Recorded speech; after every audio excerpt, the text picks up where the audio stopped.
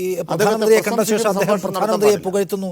താങ്കൾ പറഞ്ഞതുപോലെ കോൺഗ്രസ്സുകാരെ ഒരു വശത്ത് ആക്ഷേപിക്കുന്നു, മറുവശത്ത് ചില ആളുകളെ പിക്ക് ചെയ്ത് കൊണ്ടുപോയി ഭക്ഷണം കൊടുക്കുന്നു, അത് ഫോട്ടോ ആക്കുന്നു. കോൺഗ്രസ്സുകാർക്ക് ഒരു വേദനയില്ല ഈ കാര്യത്തിൽ, സമ്പൂർണ്ണമായ ഒരു പിന്തുണയ്ക്കാണ്. ഇനിയും വിളിച്ചാലും പൊക്കോട്ടെ എന്ന നിലയ്ക്ക്.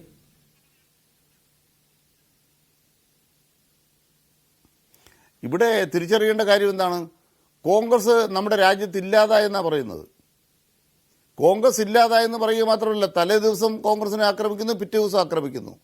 കോൺഗ്രസ് മുക്ത ഭാരതം. ഏത് പാർലമെന്ററി മര്യാദയെക്കുറിച്ചാണ് എൻ കെ പ്രേമേന്ദ്രൻ പറയുന്നത്? BJP ഇന്ത്യ രാജ്യത്ത് അധികാരത്തിൽ വന്നിട്ട് പാർലമെന്ററി മര്യാദയുണ്ടോ? എന്തെങ്കിലും ഒരു പാർലമെന്ററി മര്യാദ ഈ കാലഘട്ടത്തിലുടനീളം പുലർത്തിയിട്ടുള്ളവരാണോ? നിങ്ങൾ ആലോചിച്ച് നോക്കൂ. പാർലമെന്റിന്റെ സെൻട്രൽ ഹാള്, ആ പാർലമെന്റിന്റെ സെൻട്രൽ ഹാൾ ഇപ്പോൾ ഉണ്ടോ? മുമ്പ് പഴയ പാർലമെന്റിൽ സെൻട്രൽ ഹാളുണ്ട്. ആ സെൻട്രൽ ഹാളിൽ പ്രധാനമന്ത്രിമാരും മന്ത്രിമാരും കൂടിക്കാഴ്ച നടത്തും.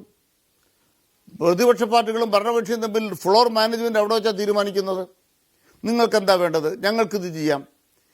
അദാനിക്ക് വേണ്ടി 15 ദിവസം ഇന്ത്യൻ പാർലമെന്റ് അടച്ചുപൂട്ടിയ ആളല്ലേ നരേന്ദ്രമോദി?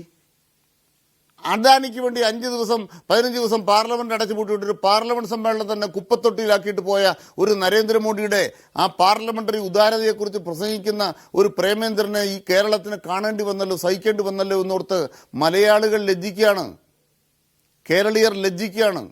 എന്നിട്ട് പ്രേമേന്ദ്രന്റെ പാടവത്തെക്കുറിച്ച് കോൺഗ്രസ്സുകാർ ഇന്ന് വാഴ്ത്തിക്കൊണ്ടിരിക്കുകയാണ്. എന്തിന്റെ പാടവം? മനസ്സിലാക്കേണ്ടത് BJPക്കാർക്ക് കേരളത്തിൽ ഒരു പാർലമെന്റ് അംഗത്തെ കിട്ടിയില്ല. ആ കുറവ് പ്രേമേന്ദ്രൻ നികത്തിയിട്ടുണ്ട്. കേരളത്തിനെതിരായിട്ട് ഞാൻ തെളിവ് സഹിതം തെളിയിക്കാം.